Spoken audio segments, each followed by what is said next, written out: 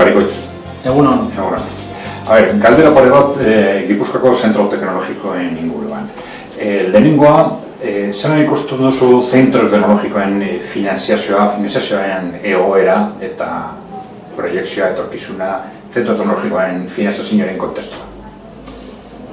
Nik esango nuke gure zentro teknologikoak apostu importante bat egiten ari direla merkatuaren emaitza hobeak lortzeko, eta esango nuke Euskal Autonomia Erkidegoko administrazio ezberdinetatik ere apostu irmo bat egiten ari garela finantzazio egonkor bat emateko, baina bestetik eta bigarren elementu importante bat emaitzetara lortutako, emaitzetara zuzendutako finanziazio bat emateko, ez?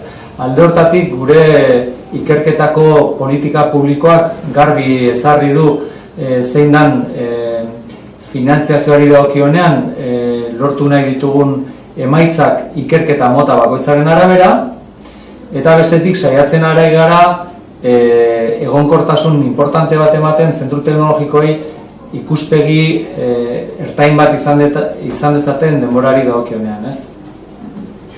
Bigarren galdera, nola ikusten duzu zentro teknologikoen eta enpresa egituraren arteko harremana, edo zein dan egoera, zer egin leke hori sustatzeko?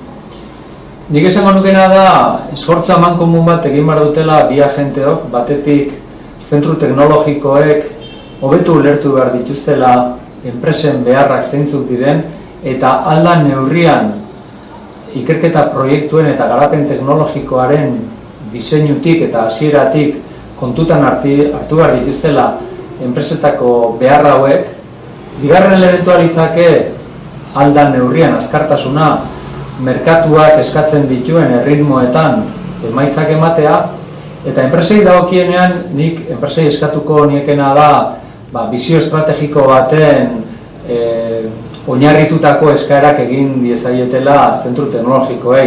Ez dezatela bakarrik pentsatu biharko egunean, baizik eta epe ertainean beren negozioak nola aldatuko diren, eta alde hortatik zentru teknologikoek egin ditzazketen ekarpenak zeintzuk diren.